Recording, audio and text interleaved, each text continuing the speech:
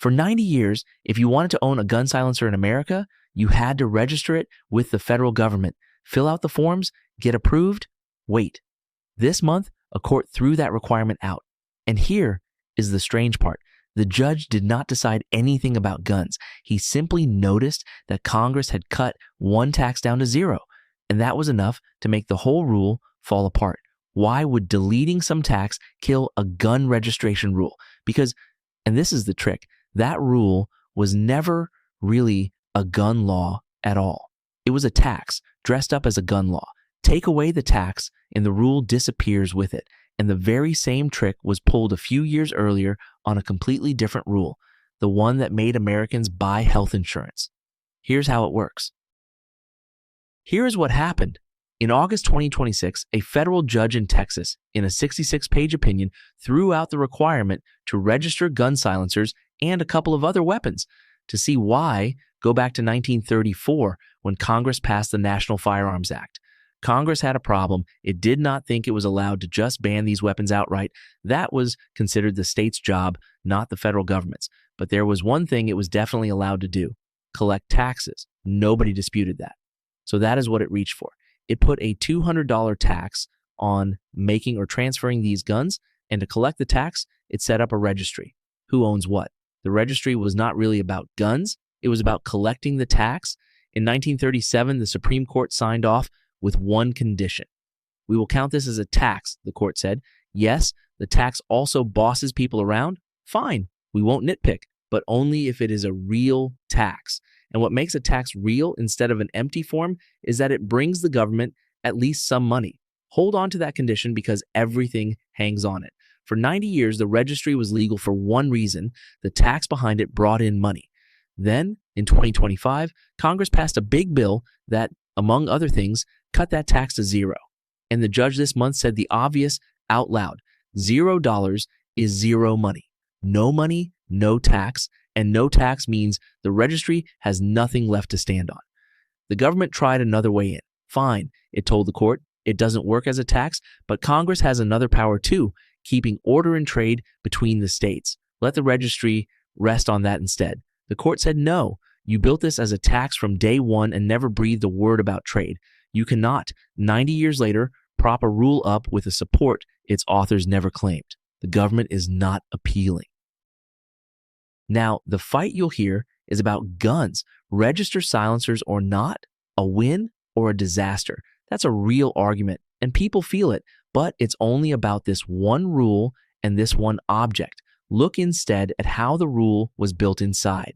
Whatever you think about silencers, notice the move. The government wanted to control something, but couldn't or wouldn't ban it directly, so it dressed the control up as a tax and ran it through the office that collects taxes. On the outside, a gun law. On the inside, a tax. And a tax is dangerous for one reason: someone else entirely, someone who doesn't care about guns at all, can wipe it out. One line in an unrelated bill, and the rule is left with nothing. That move is what we're going to look at because it holds up far more than one gun registry. Think about what this move really is. A government wants to control something: a weapon, a behavior, a product. But banning it outright is hard. Maybe the Constitution doesn't give it that power. Maybe a direct ban won't pass. Maybe a court would strike it down. So it goes around the side. Instead of banning the thing, it taxes it. And here's the catch. Once you're collecting a tax, you're allowed to build a whole control apparatus around it. You can make people register, keep records, ask permission, file reports, and often that apparatus is the real goal, with the money almost beside the point. The tax is just a pass that lets you watch everyone, but the whole thing holds together on one condition: the tax stays real. It brings in some money. Kill the tax and you kill the rule, and the tax isn't yours. Tomorrow's legislature, one that dislikes the rule, sets the number to zero. That same day the tax stops being a tax, the whole apparatus is left hanging, and it's too late to run to court and say, okay, then keep it under some other law. You can't change the reason after the fact. You built a house and the land under it belongs to someone else, and the owner can pull the land out with a single line in a bill about something completely different. And if this feels like a story about guns or about one party, Look at what happened a few years earlier to a completely different rule.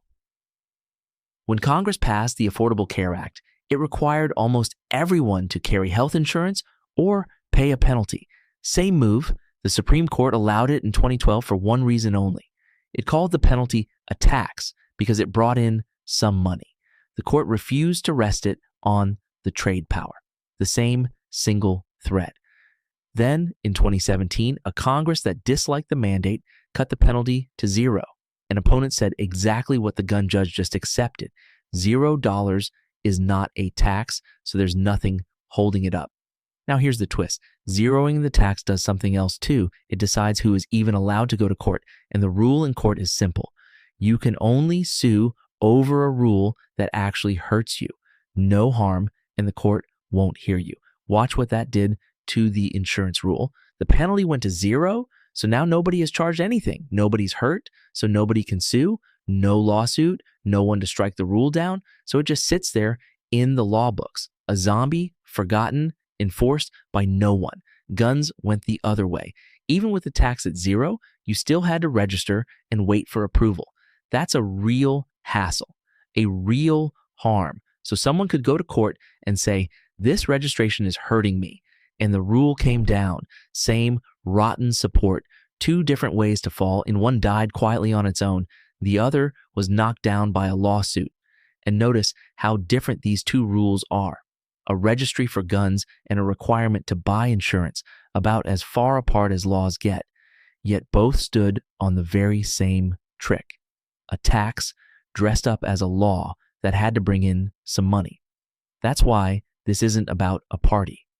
The move, zero the tax, drop the rule, doesn't belong to the left or the right. It belongs to whoever holds the majority now, and the majority changes. Today, it took down these two. Tomorrow, the same one line in some unrelated bill takes down a rule the other side treasures. This isn't a flaw of a party, it's a flaw of construction. So if a government actually wants a durable rule, not a clever one, a lasting one, what should it build on? 3 paths, each with a price. The first is the honest one. Regulate the thing directly and name the real reason. If it's really about trade, then write it that way. A real trade law, like other gun laws are written. If it's about health, pass it as a health law, no hiding. The price is that this is much harder. A direct law draws a bigger fight in the legislature and hits its own limits, which is exactly why people reach for the tax costume. You trade a fragile rule for a hard one, and sometimes the hard one just can't be built at all. The second, keep the tax real, never let it drop to zero so it stays alive. But then the tax itself is the price, a burden people feel, resent, and vote against, which is why it gets zeroed.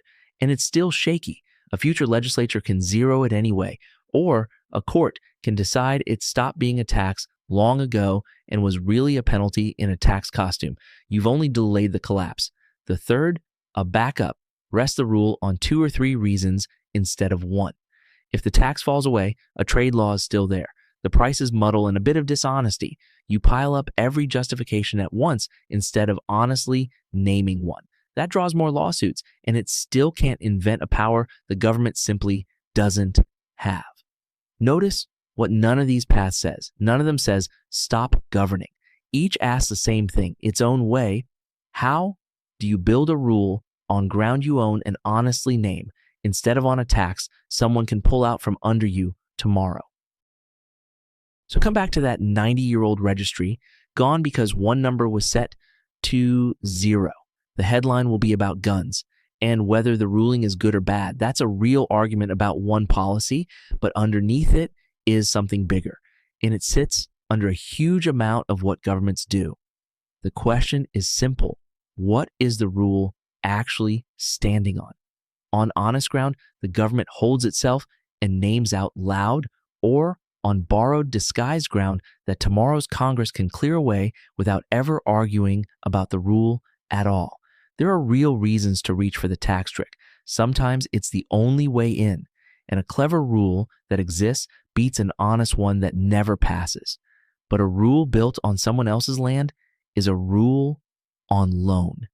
it can be taken back at any moment by whoever owns the land, with a line in a bill about something else entirely. And the people who countered on it never even learned what killed it, because there was never an argument about the rule itself.